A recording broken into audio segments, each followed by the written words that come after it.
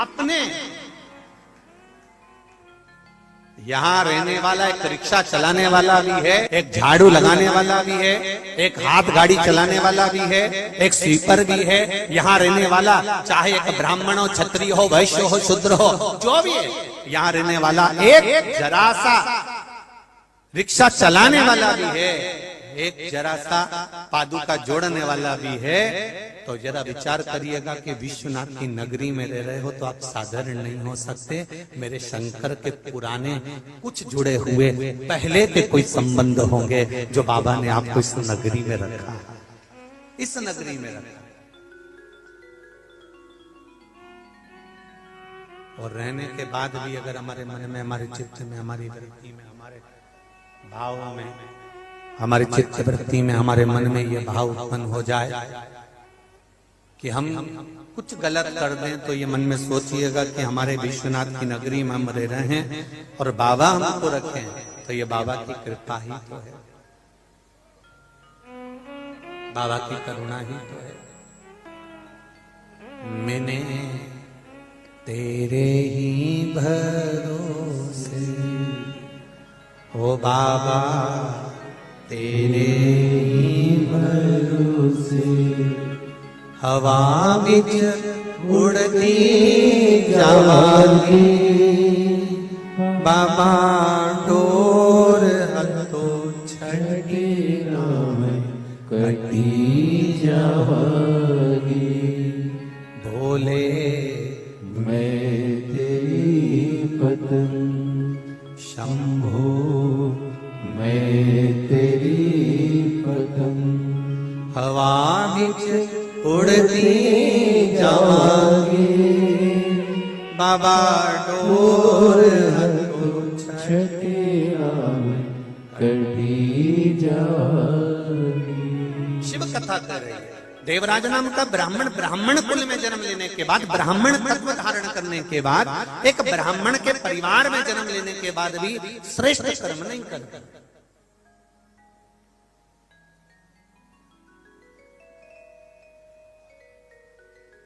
महाराज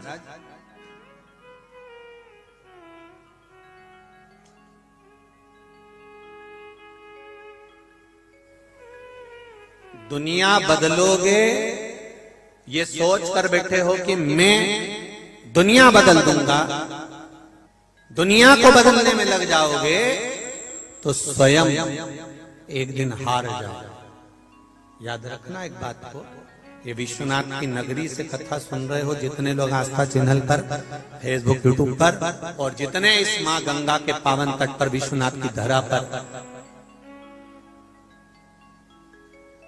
और कथा भी कहां हो रही है? विश्व सुंदरी पुल के नीचे।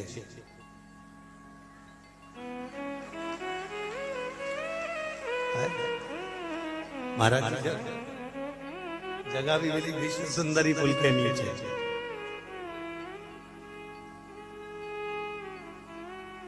तो यहाँ जितनी भी बैठी हैं सब विश्व सुंदरी ही हैं। और यहाँ हम लेडीज और पुरुष से मतलब नहीं रख रहे हैं कि महिला को कहा गुरुजी ने कि पुरुष को कहा। यहाँ तो जितने पुरुष हो, महिला हो, जितने हो, अब बाबा की राजधानी में बैठे हो, बाबा की राजधानी में, तो शंकर भगवान के पास तो जो भी आता है वो शिव का गण ही रहता है। तो उसमें अब ये थोड़ी ना है कि ये गणी है कि गण है। यहाँ तो सब एक बराबर है। यहाँ तो आत्मा देखी जाती है, चित्त वृत्ति मन देखा जाता है। तो हृदय की सुंदरता होना चाहिए। दुनिया बदलोगे तो स्वयं हार जाओगे। शिव महापुराण कहती है कि दुनिया को बदलने चलोगे तो स्वयं हार जाओगे। इसलिए शिव पुराण कहती है स्वयं को बदल लो तो दुनिया जीत जाओगे। स्वयं को बदल लो। हम अपने आप को नहीं बदल पा रहे। हम अपने स्वभाव को, अपनी चित्त को, अपनी वृत्ति को। देवराज ब्राह्मण कुल में जन्म लिया, ब्राह्मण कुल में रह रहा है, ब्राह्मण परिवार में जन्म लेने के बाद भी सब कुछ कर सकता था, पर अपने आप को नहीं बदल पाया, अपनी चित्त वृत्ति को नहीं बदल पाया, अपने आप को बदल नहीं पाया।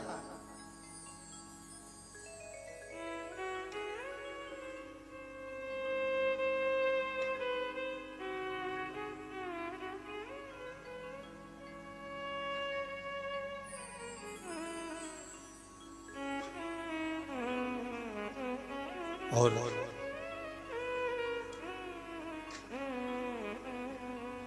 देवराज की आंखों में कभी जल नहीं आया, कभी नहीं रोया वो।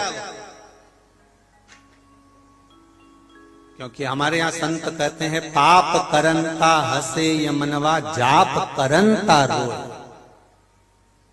काम क्रोध में निस दिन जागे और कथा कीर्तन सोए। ये हमारे संत, हमारे साधुजन, हमारे गुरुजन, हमारे महंत महात्मा संत कहते हैं कि जब पाप करने के लिए जाता है व्यक्ति तब बहुत मुस्कुराहट उसके जीवन में रहती है, और जब भजन करने के लिए जाता है, पुण्य करने के लिए जाता है, तब 50 बार विचार करता है। आप एक टिकट लो और फिल्म देखने चले जाओ, तुरंत आप टिकट भी ले लोगे, फिल्म देखने चले भी जाओगे, कोई नहीं रोकेगा। पाप कर्म करने के लिए आप जितने जितने आतुर होगे, जितने जितने आगे बढ़ोगे, कोई नहीं रोकेगा। और जरा सी सत्यनारायण भगवान की कथा करवाने का विचार करिए तो पहले बहू से पूछना पड़ेगा, बेटा कथा करवा लूं क्या? फिर बहू कहेगी मम्मी आप इनसे पूछ लीजिए, फिर उनसे पूछो छोरा कथा करवा लूं क्या? छोरा बोले मम्मी एक काम करना, संडे के दिन करवा लेना, रविवार को करवा लेना, रविवार को कथा करवाने बेटे। मम्मी प्लीज मेरे को थोड़ा सा काम है, इसलिए मैं कह रहा हूँ कि कथा अगले संडे को हो जाए, तो अगले रविवार को हो जाए। माने कहा कोई बात नहीं बेटा, अगले रविवार करा लूंगे। अगले रविवार को कथा कराने का सोचा, फिर अगले रविवार पहुंच गए, फिर अगले रविवार पहुंच गए, मालूम पड़े कथा पुण्य का कार्य बढ़ता चले गया और पाप कर्म थोड़ा सा होना था। पत्नी ने कहा सुनो जरा अच्छी वाली फिल्म लगी है, देखी है क्या? चल अभी बैठ गाड़ी पे। और जो मोटरसाइकिल पे बिठाना बुड़बुड़ करता पहुंचा और टिकट लिया और धड़ से टाकीज के अंदर बैठकर और कथा देखी, वो फिल्म देखी। और मालूम पड़े अब देखो कथा होती तो पुण्य बढ़ता और फिल्म देखी तो पाप बढ़ गया। कहीं उसके वस्त्र आभूषण देख लिए, कहीं काम, कहीं आसक्ति, कहीं लोभ, कहीं तृष्णा, कहीं वासना, ये सब बढ़ता बढ़ता चले गया, सब बढ़ता चले गया। भगवान शंकर के होना, आप कई लोग ऐसे हैं, कई लोग जितने भी यहाँ बैठे होंगे वो सब एक लोटा जल चढ़ा रहे होंगे। बोलो रे चढ़ा रहे हो? किन चढ़ा रहे? जरा जम के तो बोलो, चढ़ा रहे हो सब? जितने बैठे हो ना सब एक लोटा जल चढ़ा रहे हो, तो मतलब ये पक्का हो गया कि तुमने भगवान शंकर से संबंध जोड़ लिया। जोड़ लिया कि नहीं जोड़ लिया? परंतु ये तुम हाँ तो कर रहे हो कि तुमने शिव जी से संबंध जोड़ लिया, पर निभाना कठिन है। संबंध जोड़ना सरल है, साहब ये हमारी बहन है, ये हमारा भाई है, ये हमारा काका जी का छोरा है, ये हमारी काकी जी की छोरी है, तो ये संबंध तो कोई भी जोड़ ले, पर जीवन पर्यंत संबंध निभाए तो जाने ना। लोन लेना सरल है। आपने किसी को फोन लगाया, साहब हमारा लोन दिलवा दीजिए, हमको बहुत तकलीफ है, और बस एक बार दुकान चालू हो जाए मैं सारा लोन चुका दूंगा, जितनी किस्त होगी सब चुका दूंगा, तुम एक बार बैंक में बात कर लो और मेरा लोन दिला दो। लोन लेना सरल है, पर किस्त देना, जम के बोलो, कठिन है। उसी तरह संबंध बनाना सरल है, पर संबंध निभाना कठिन है। बहुत दुनिया का सबसे कठिन काम है संबंध को निभाना, बहुत कठिन। कई लोग 15 दिन 20 दिन 1 महीना पानी चढ़ा देते हैं शिव जी को, और फिर विचार करते हैं कि बाबा मेरी नौकरी लगा दें, और नौकरी नहीं लगी तो इन्होंने कहा लोटा उठा और पटक दे। मतलब संबंध तो तुमने जोड़ लिया पर निभाया नहीं।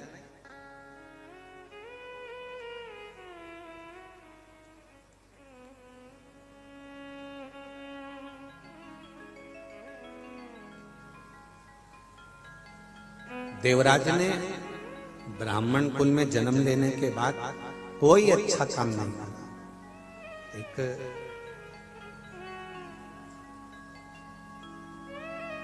घर में पत्नी भी है, बच्चे भी हैं, कुटुंब भी है, कबीला भी है। कभी पत्नी ने अपने पति से ये नहीं कहा कि तुम मेरे लिए चोरी करके ला।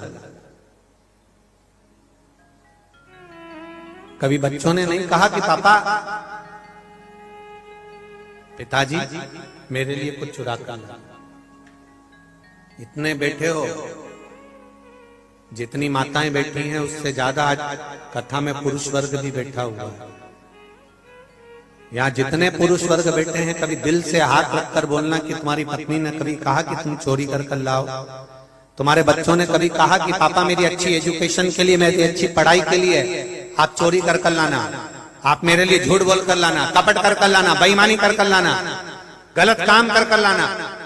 कभी ना पत्नी कहती है कि तुम गलत काम करो और ना कभी बच्चे कहते हैं कि गलत काम करो, पर तुम अपने मन से दुकान पर बैठकर व्यापार में, नौकरी में, व्यवसाय में एक का दो करना चालू करते हो। क्यों? क्योंकि तुम्हें लगता है मेरी पत्नी का, मेरे परिवार का मुझे भरण पोषण करना है, मुझे अपने परिवार को संभालना है, मुझे अपने परिवार के लिए कुछ करना है, परिवार के लिए कुछ करना है। एक आगे बढ़ने की ललकता तुम्हारे भीतर प्रकट होती चली जाती।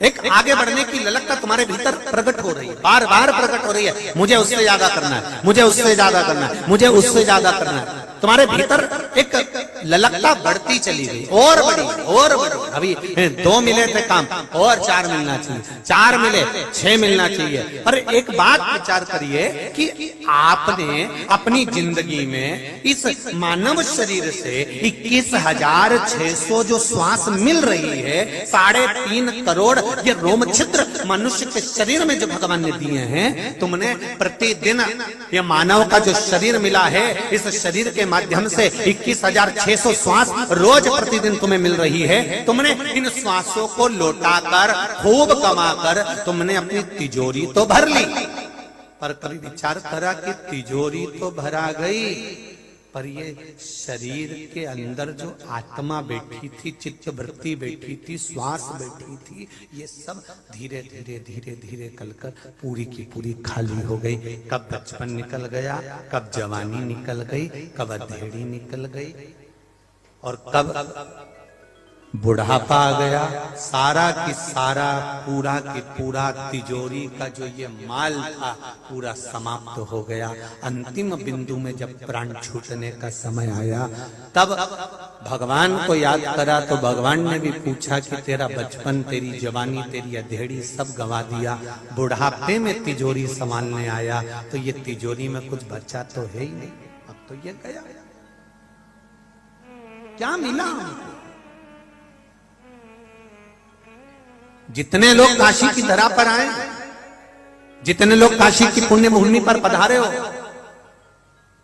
जितने लोग भी काशी की इस पावन धरा पर आकर कथा का रसपान कर रहे हो, आप 1 घंटे के लिए, 2 घंटे के लिए, 3 घंटे के लिए, जितनी देर के लिए आप काशी की पावन धरा पर आए हो, मेरा निवेदन केवल इतना है कि गंगा के घाट पर, काशी की पुण्य में धरा पर जितनी देर बैठो उतनी देर, और जितने लोग आस्था चैनल पर, जितने लोग फेसबुक यूट्यूब पर कथा सुन रहे हैं काशी की पावन धरा से, ये पावन कथा का रसतत्व ग्रहण कर रहे हैं, उनसे निवेदन है जितनी देर रहना उतनी देर भगवान की भक्ति में डूबे रहना। भगवान से ये प्रार्थना करना, भगवान कि कार्तिक के महीने में मैं कथा सुन रही हूँ, इस शरीर से कोई गलत काम ना हो जाए, बस इतना ध्यान रखना और मेरा भजन होता रहे, बस इतनी कृपा करना, बहुत इतना। मत लगाओ मंदिर में दिया, हम तो बार बार कहते हैं, मत लगाओ अगरबत्ती, पर एक काम तो करो कि अगरबत्ती भी लगाओगे भगवान जितना प्रसन्न होगा, दिया लगाने से भगवान जितना प्रसन्न होगा। अगर आपके पास दिया नहीं, अगरबत्ती नहीं, धूप बत्ती नहीं, मत लगाओ, पर एक काम तो करो कि किसी का मन मत दुखाओ। अगर मन नहीं दुखाओगे तो अगरबत्ती और धूप बत्ती की भी जरूरत नहीं पड़ेगी, भगवान प्रसन्न हो जाएगा, भगवान प्रसन्न।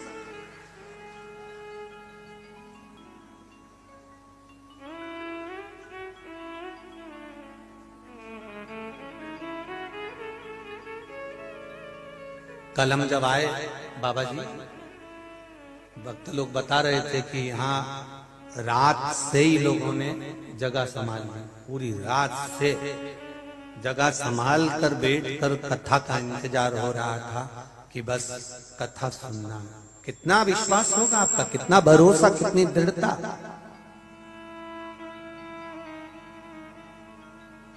और इतना विश्वास लेकर अगर आप लोग आए हैं तो मेरा भी विश्वास करता है कि मेरा विश्वनाथ अपनी राजधानी से आपको खाली नहीं भेजेगा, कुछ ना कुछ देकर जरूर भेजेगा, निश्चित है। काशी में जन्म लेने के बाद, भगवान शिव के मंदिर में पहुंचने के बाद, भगवान शंकर की धरा पर आने के बाद भी अगर आप अच्छा कर्म ना कर पाए तो आपका जीवन फिर व्यर्थ है।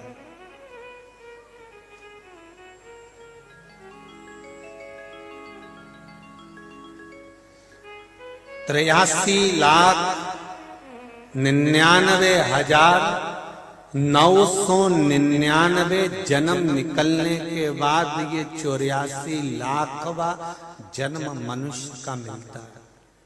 इससे पहले निकल गए 83,99,999 जन्म निकल चुके हैं।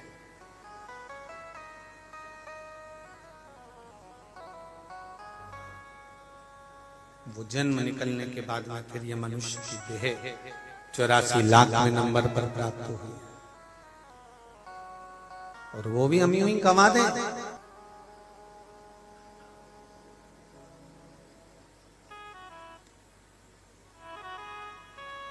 किसकी थी ये काशी?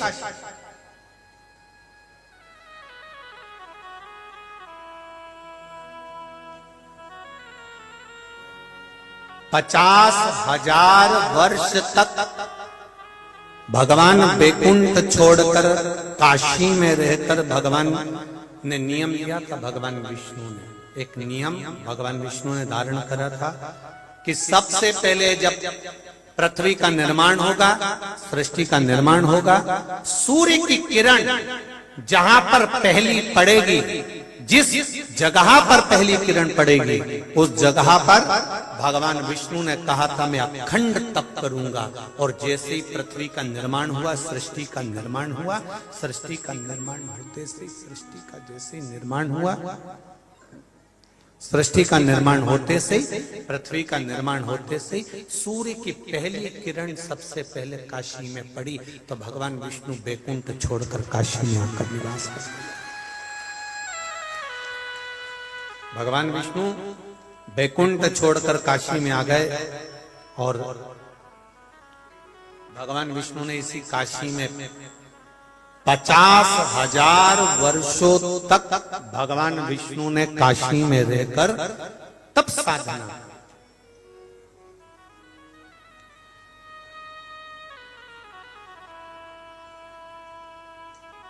महाराज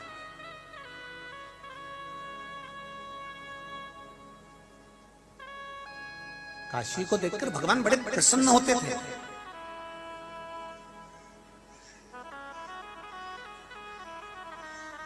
एक बार भगवान को इतना आनंद आया, इतना आनंद आया कि श्री हरि की आंख से एक अश्रु गिर गया। उससे एक सरोवर बन गया, जिसको बिंदु सरोवर कहते हैं। और भगवान बिंदु माधव बनकर यहां पर निवास करने लगे काशी की धरा पर। बिंदु सरोवर पर भगवान बिंदु माधव बनकर निवास करने लगे। 50,000 वर्ष तक जब भगवान यहाँ तप साधना में डूब गए, तब माता लक्ष्मी भगवान को ढूंढते ढूंढते काशी पहुंच गई।